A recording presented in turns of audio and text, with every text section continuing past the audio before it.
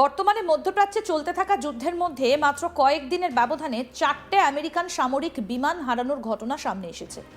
এই ঘটনাগুলোর শুধু সামরিক মহলে নয়, আন্তর্জাতিক রাজনীতি এবং নিরাপত্তা বিশ্লেষকদের মধ্যেও বড় প্রশ্ন তুলে দিয়েছে। কিভাবে এত অল্প সময়ে আমেরিকার মতো শক্তিশালী দেশের বিমান বাহিনী 4টে বিমান হারালো? 2026 সালের শুরু থেকে মধ্যপ্রাচ্যে উত্তেজনা ক্রমশ বেড়ে চলেছে। বিশেষ করে আমেরিকা এবং তার মিত্রদের সঙ্গে ইরানের সংঘাত বড় আকার নিয়েছে। এই সংঘর্ষের মধ্যে বিমান হামলা, ড্রোন আক্রমণ, ক্ষেপণাস্ত্র হামলার মতো ঘটনাও ঘটছে। এই পুরো সামরিক অভিযান পরিচালনা করছে আমেরিকান বাহিনীর গুরুত্বপূর্ণ কমান্ড কেন্দ্র, আমেরিকার কেন্দ্রীয় কমান্ড বা সেন্টকম। মধ্যপ্রাচ্যের বিস্তীর্ণ আকাশপথে প্রতিদিন বহু যুদ্ধ বিমান, নজরদারি বিমান এবং জ্বালানি সরবরাহকারী বিমান উঠছে। এই জটিল পরিস্থিতির মধ্যেই পরপর কয়েকটা দুর্ঘটনা এবং ভুল শনাক্তকরণের ঘটনা ঘটল।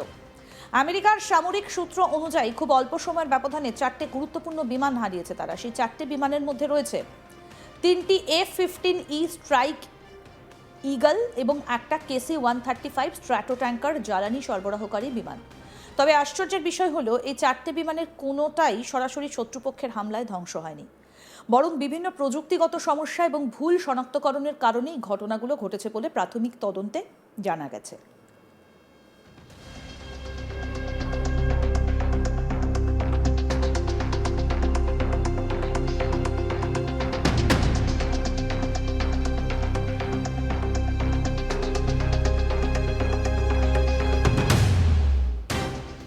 এই ঘটনার সবথেকে বড় অংশটা ঘটে মার্চ মাসের শুরুতে। সেই সময় আকাশপথে চলছিল অত্যন্ত তীব্র সামরিক অভিযান।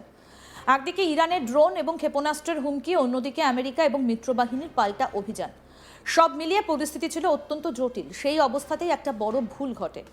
মিত্রদেশ কুয়েতের বিমান প্রতিরক্ষা ব্যবস্থা ভুল করে আমেরিকার যুদ্ধ বিমানকে শত্রুপক্ষের বিমান বলে মনে করে। এরপর কুয়েতের একটা F-A-18 হর্নেট যুদ্ধ বিমান থেকে হামলা চালানো হয়।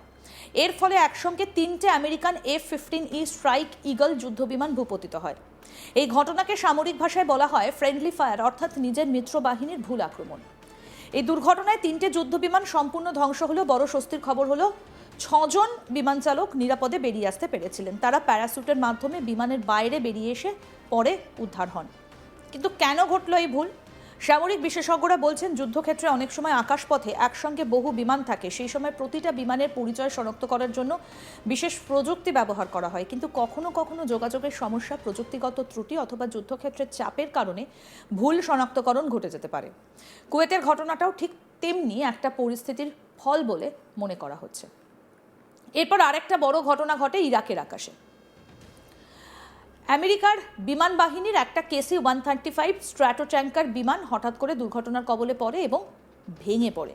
আমরা এই খবরটাও আপনাদের দেখাবো, তবে তার আগে আসুন আপনাদেরকে দেখাই যে ইতিমধ্যেই এই বিষয়ে সোশ্যাল মিডিয়ায় বেশ কিছু পোস্ট করা হয়েছে। দেখুন সেগুলো।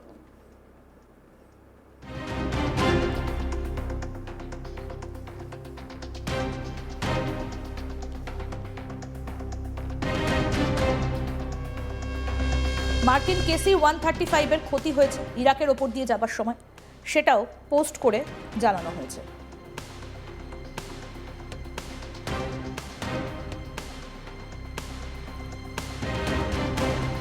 আমেরিকার বিমান বাহিনীর KC-135 স্ট্র্যাটো ট্যাঙ্কার বিমানটা হঠাৎ করেই দুর্ঘটনার কবলে পড়ে এবং ভেঙে পড়ে।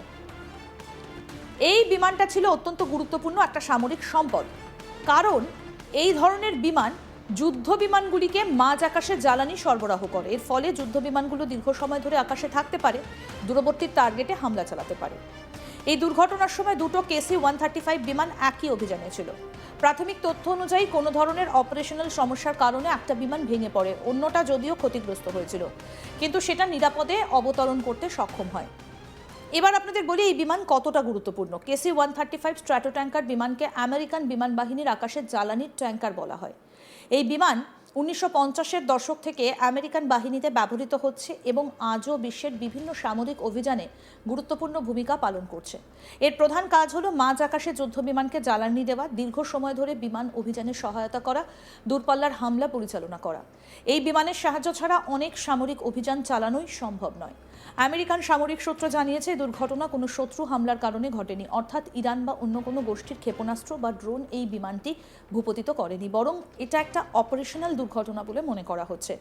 তদন্ত চলছে এবং সঠিক কারণ জানার জন্য বিশেষজ্ঞরা কাজ করছেন। উল্লেখ্য, মধ্যপ্রাচ্যের বর্তমান সংঘর্ষে আকাশপথ অত্যন্ত ব্যস্ত। একই সময়ে সেখানে থাকে যুদ্ধ বিমান, ড্রোন, নজরদারি বিমান, জ্বালানি সরবরাহকারী বিমান, মিত্র দেশের বিমান। এই সব কিছু একসঙ্গে চলার ফলে আকাশে তৈরি হয় অত্যন্ত জটিল পরিস্থিতি। সামান্য ভুল যোগাযোগ বা প্রযুক্তিগত সমস্যা বড় দুর্ঘটনার কারণ হয়ে দাঁড়াতে পারে। বিশেষজ্ঞদের মতে 4টে বিমান হারানোর ঘটনা সেই জটিল পরিস্থিতিরই প্রতিফলন। মাত্র কয়েকদিনের মধ্যে 4টে বিমান হারানো আমেরিকান সামরিক বাহিনীর জন্য একটা বড় সতর্কতা হিসেবেও দেখা হচ্ছে। বিশেষজ্ঞদের মতে এই ঘটনাগুলো থেকে কয়েকটা গুরুত্বপূর্ণ বিষয় সামনে এসেছে। 1. যুদ্ধক্ষেত্রে সমন্বয়ের গুরুত্ব। 2. বিমান শনাক্তকরণ প্রযুক্তির উন্নতির প্রয়োজন। 3. জটিল আকাশপথ ব্যবস্থাপনার চ্যালেঞ্জ। সেক্ষেত্রে বর্তমানে সেই সমস্ত বিষয় নিয়ে এখন নতুন করে পর্যালোচনা শুরু হয়েছে। এদিকে এই সংঘাত শুধু সামরিক ক্ষেত্রেই নয়, আন্তর্জাতিক অর্থনীতি এবং রাজনীতিতেও প্রভাব ফেলছে। বিশেষ করে মধ্যপ্রাচ্যের গুরুত্বপূর্ণ জ্বালানি রুট হরমুজ প্রণালীতে উত্তেজনা বাড়ায় বিশ্বজুড়ে তেলের বাজারে অস্থিরতা তৈরি হয়েছে। বিশেষজ্ঞরা বলছেন, যদি সংঘাত দীর্ঘস্থায়ী হয় তাহলে তেলের দাম ব্যাপক বাড়তে পারে, আন্তর্জাতিক বাণিজ্যে সমস্যা তৈরি হতে পারে, বিশ্ব অর্থনীতিতে চাপ বাড়তে পারে।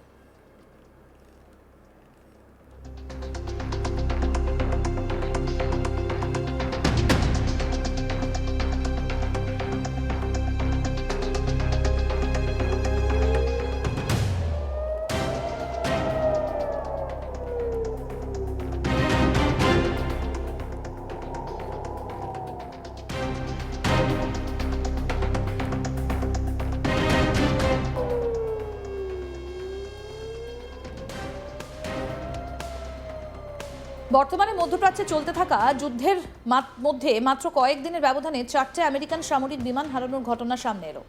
এই ঘটনাগুলো শুধু সামরিক মহলেই নয়, আন্তর্জাতিক রাজনীতি এবং নিরাপত্তা বিশ্লেষকদের মধ্যেও বড় প্রশ্ন তুলে দিয়েছে। কিভাবে এত অল্প সময়ে আমেরিকার মতো শক্তিশালী দেশের বিমান বাহিনী 4টে বিমান হারালো? 2026 সালের শুরু থেকে মধ্যপ্রাচ্যে উত্তেজনা ক্রমশ বেড়ে চলেছে। বিশেষ করে আমেরিকা এবং তার মিত্রদের সঙ্গে ইরানের সংঘাত বড় আকার নিয়েছে। এই সংঘর্ষের মধ্যে বিমান হামলা, ড্রোন আক্রমণ, ক্ষেপণাস্ত্র হামলার মতো ঘটনাও ঘটছে। এই পুরো সামরিক অভিযান পরিচালনা করছে আমেরিকান বাহিনীর গুরুত্বপূর্ণ কমান্ড কেন্দ্র, আমেরিকার কেন্দ্রীয় কমান্ড বা সেন্টকম। মধ্যপ্রাচ্যের বিস্তীর্ণ আকাশপথে প্রতিদিন বহু যুদ্ধ বিমান, নজরদারি বিমান, জ্বালানি সরবরাহকারী বিমান উঠছে। এই জটিল পরিস্থিতির মধ্যে পরপর কয়েকটা দুর্ঘটনা এবং ভুল শনাক্তকরণের ঘটনা ঘটে। আমেরিকার সামরিক সূত্র অনুযায়ী খুব অল্প সময়ের ব্যবধানে 4টে গুরুত্বপূর্ণ বিমান হারিয়েছে তারা। সেই 4টে বিমানের মধ্যে রয়েছে 3টে F-15E স্ট্রাইক ইগল এবং একটা KC-135 স্ট্র্যাটো ট্যাঙ্কার জ্বালানি সরবরাহকারী বিমান। তবে আশ্চর্যের বিষয় হলো, এই 4টে বিমানের কোনোটাই সরাসরি শত্রুপক্ষের হামলায় ধ্বংস হয়নি, বরং বিভিন্ন প্রযুক্তিগত সমস্যা এবং ভুল শনাক্তকরণের কারণে এই ঘটনাগুলো ঘটেছে বলে প্রাথমিক তদন্তে জানা গেছে। আরও আপডেট পেতে দেখতে থাকুন আজ তাক বাংলা। সাবস্ক্রাইব করুন, নোটিফিকেশন পেতে বেল বাটন অপশন প্রেস করুন।